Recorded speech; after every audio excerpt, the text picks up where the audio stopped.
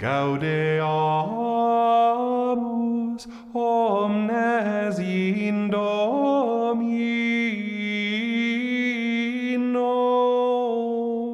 diem festum celebrantes, sub honore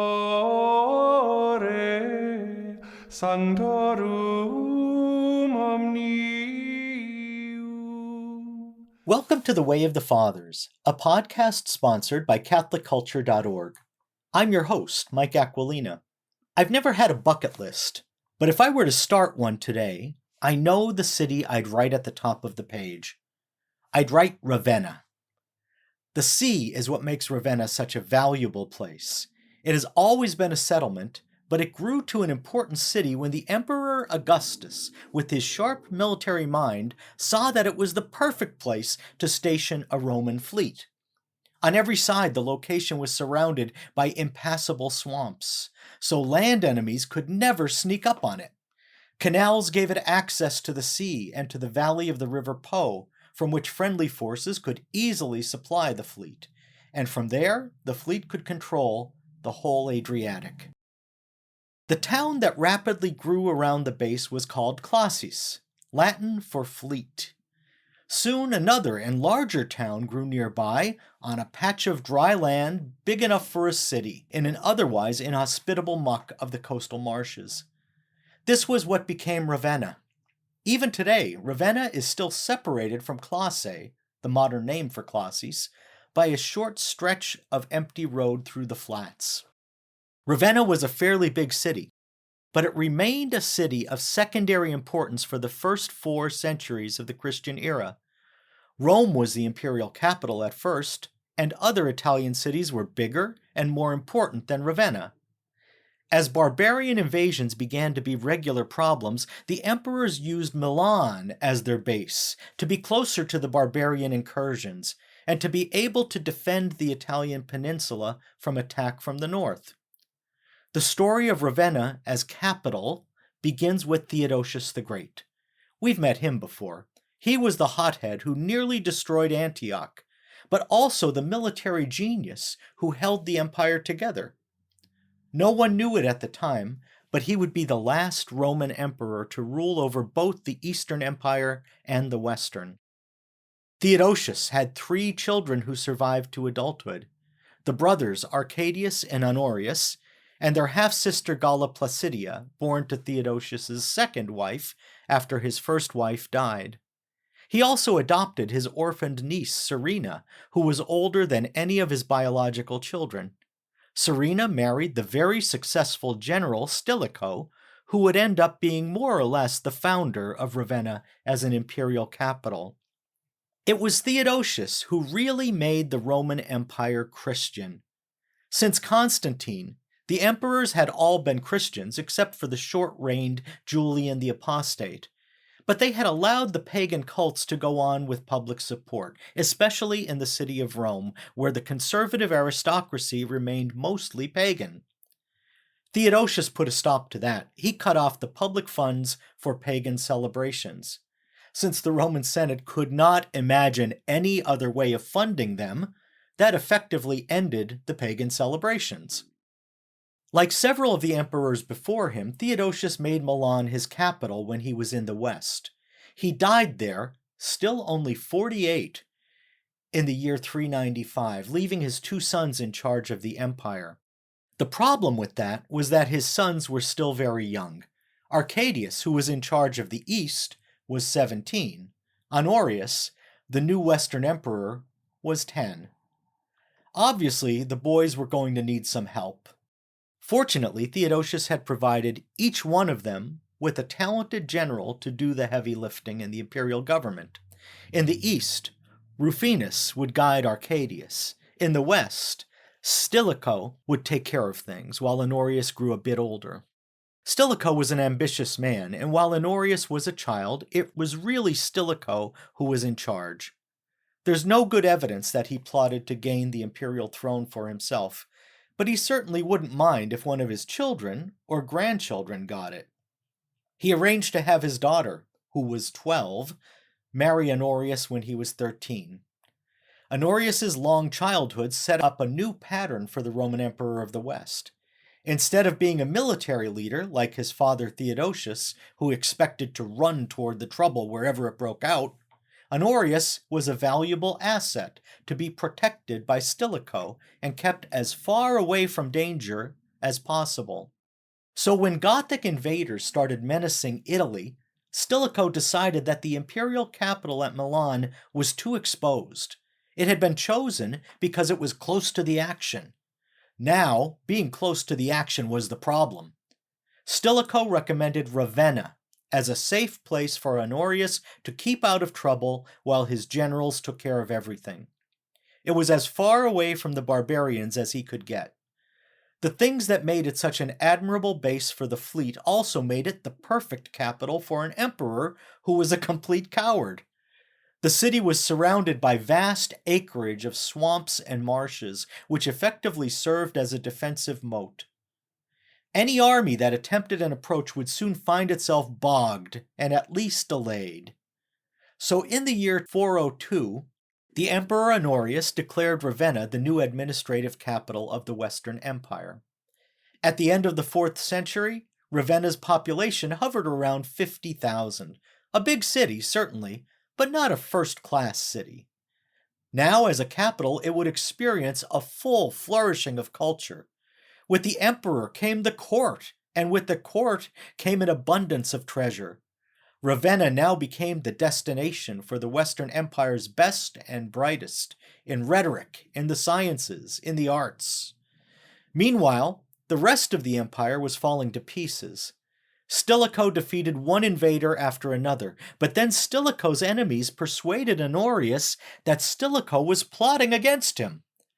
Stilicho and all his associates were executed, even Honorius's adopted sister Serena. That left Honorius without an effective general who could keep the invaders at bay. The Goths were the most formidable. Their leader, Alaric, wanted to replace Stilicho as top Roman general, and if Honorius had agreed to the terms his subordinates negotiated with Alaric, he might have had the formidable Gothic armies on his side instead of as his enemies. But Honorius had a genius for making enemies. Finally, Alaric besieged Rome. Honorius didn't seem to care much. He was safe in Ravenna, where he enjoyed his hobby of keeping fancy poultry. His half-sister Gala Placidia, however, was stuck in Rome. She seems to have made a dramatic attempt to slip through the besieging Goths and escape from the city, but she failed. She was captured and held as a bargaining chip. Finally, the Goths broke through to Rome in 410, as we already heard when we visited Rome. They plundered whatever they could carry, but they allowed citizens, including many pagans, to take refuge in the great churches, where Alaric ordered his soldiers to leave them alone. Honorius sat in Ravenna and played with his fancy chickens. Alaric died of disease in southern Italy shortly after carrying away the loot from Rome. His successor, Athalf, married the Roman hostage Gala Placidia, the emperor's own sister. Was it against her will? Probably not. She may have sized up her brother pretty well and decided that he would never amount to anything as Roman emperor. She and her new Gothic husband seemed to have meant to found a new imperial family that would combine the Gothic and the Roman in one unstoppable force. They had a son named Theodosius after Gala Placidia's father, the great emperor, but the boy died young, and shortly afterward Athalf was murdered by one of his own subordinates. The widowed Gala Placidia was soon sent back to Ravenna in exchange for supplies the Goths desperately needed. There, Honorius arranged for her to marry Constantius, the general, who had replaced Stilicho. They had a daughter named Honoria and a son named Valentinian.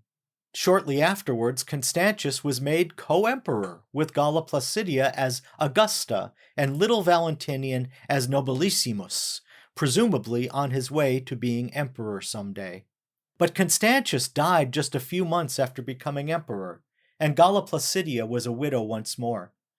After rumors that Honorius had fallen in love with his own sister, Gala Placidia, was sent to Constantinople. Eventually, Honorius fizzled out at the age of 38, like a flickering candle drowning in its own wax. One of his bureaucrats tried to make himself emperor, but Gala Placidia came back to Ravenna with a strong force from Constantinople, and the usurper was defeated and killed. That left Valentinian as undisputed emperor of the West. Since he was 6 years old, he would need someone to do the actual ruling, and his mom was up to the task. This is how Gala Placidia came to be in charge of the Western Empire, a role she seemed to relish. For the story of Ravenna, it was tremendously important because Placidia was a devout Catholic, and she began filling the city with beautiful churches. She made a close alliance with the new bishop of Ravenna, Peter, known as Chrysologus, golden speech, for his eloquent sermons. One of the things people loved about those homilies was that they were short. Peter kept them that way deliberately. He thought people would stop paying attention if he rambled on too long. Occasionally, he even ends his sermon abruptly, explaining that it is his custom not to weary his congregations.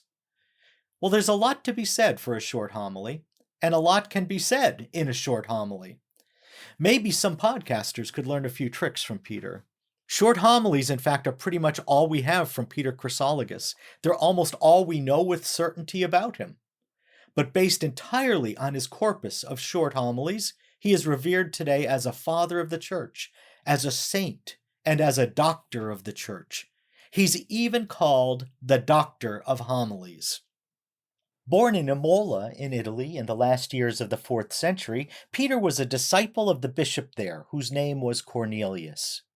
Cornelius baptized, educated him, and ordained him a deacon.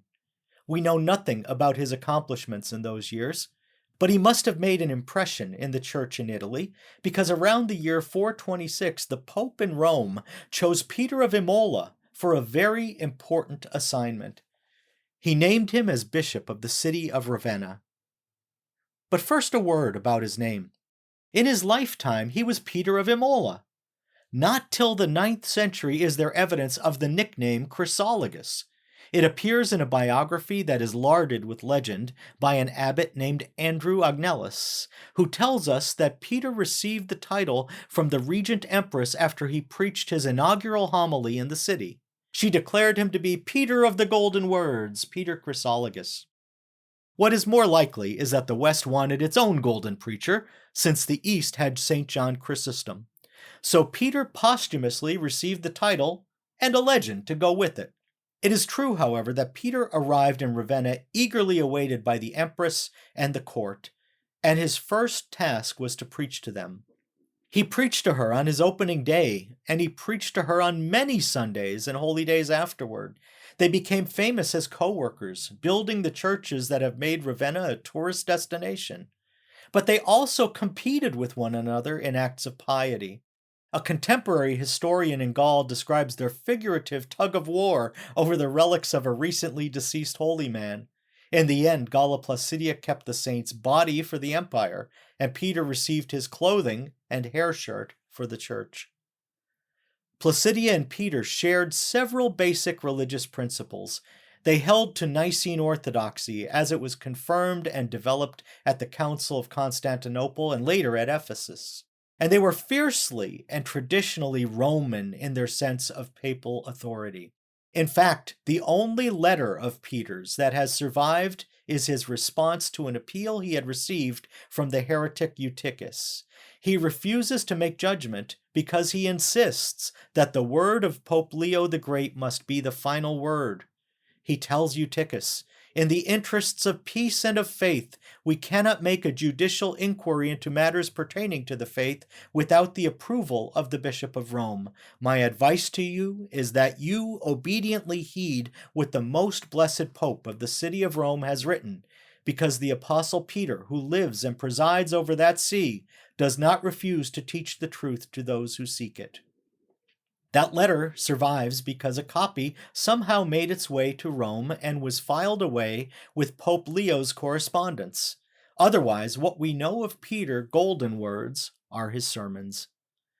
Over the course of his sermons, he also made a lively response to the heresies of his time, all of which found their way to the capital city.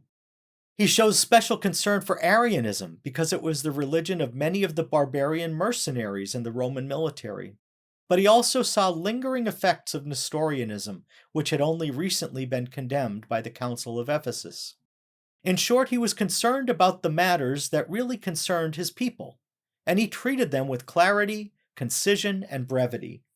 While Peter was bishop, Ravenna was elevated to a metropolitan see, and so he became an archbishop. He may be the only church father you can see today in a portrait produced during his lifetime. It's in Ravenna's Church of St. John the Evangelist, which Gala Placidia built in Thanksgiving after she had a brush with death at sea. There, in the apse, is a mosaic depicting Peter as he offers Mass on a ship. So perhaps he shared that perilous voyage. He has white hair, a long beard, and wide eyes. His friend Gala Placidia is standing there with him. In 450, Peter undertook a journey to his hometown in Imola. We don't know why, but we know he died there. Gala Placidia died that same year. A quarter century later, the last Western emperor would turn in his papers, and the barbarian Odoacer would rule in Italy. It was the end of the Western Roman Empire, but it wasn't the end of Ravenna's glory. In fact, under the Gothic king Theodoric, who replaced Odoacer by murdering him, Ravenna flourished. It almost seemed like a new golden age for Italy. Then came a very dark age indeed, when the successors of Theodoric battled a new invasion, this time by the Romans.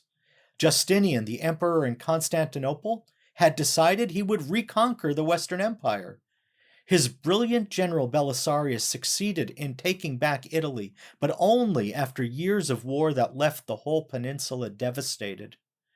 Ravenna was spared most of the damage, however, and under Justinian, the city flourished. You can see his picture in the Basilica of San Vitale, rendered in stunning mosaic, along with the Empress Theodora and the whole court. They were never actually in Ravenna, but those portraits, as identifiable as passport photos, represented their symbolic presence in the capital of the Roman West. After Justinian, most of Italy was reconquered by Westerners again. A stripe across the middle remained part of the Eastern Roman Empire for 2 more centuries, including Rome and Ravenna. It was Ravenna that was the capital of the Exarchate of Italy, where the representatives of Constantinople made their devious Byzantine deals with their neighbors and preserved a sliver of Roman power in what had once been the imperial heartland. The extraordinary thing about Ravenna since classical times is that it has been a place where not much happened. Because not much happened, the remains of its days as an imperial capital, along with Theodoric's reign and the Byzantine reconquest, are still there for us to see. The city didn't prosper the way Florence or Venice did, so most of its ancient monuments weren't replaced with bigger and grander ones in later ages. But it never decayed enough for them to fall into ruin.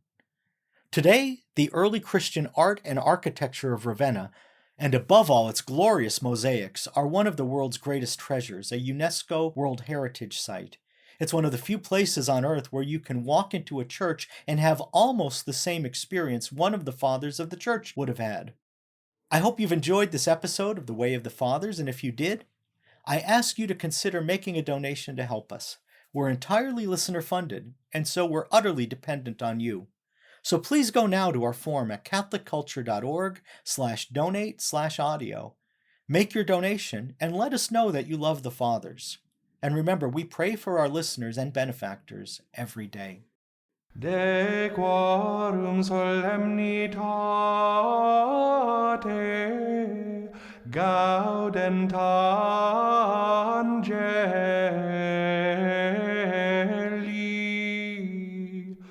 et collaudant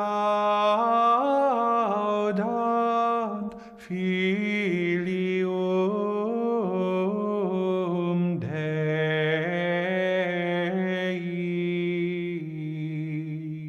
Way of the Fathers is a production of CatholicCulture.org. Check out our other podcasts, including Catholic Culture audiobooks, bringing to life classic Catholic writings, Criteria, the Catholic Film Podcast, featuring deep analysis of great films from a Catholic perspective, and the Catholic Culture Podcast, an interview show exploring Catholic arts, culture, and issues. You'll find all of this, as well as Catholic news, commentary, liturgical year resources, and much more at CatholicCulture.org.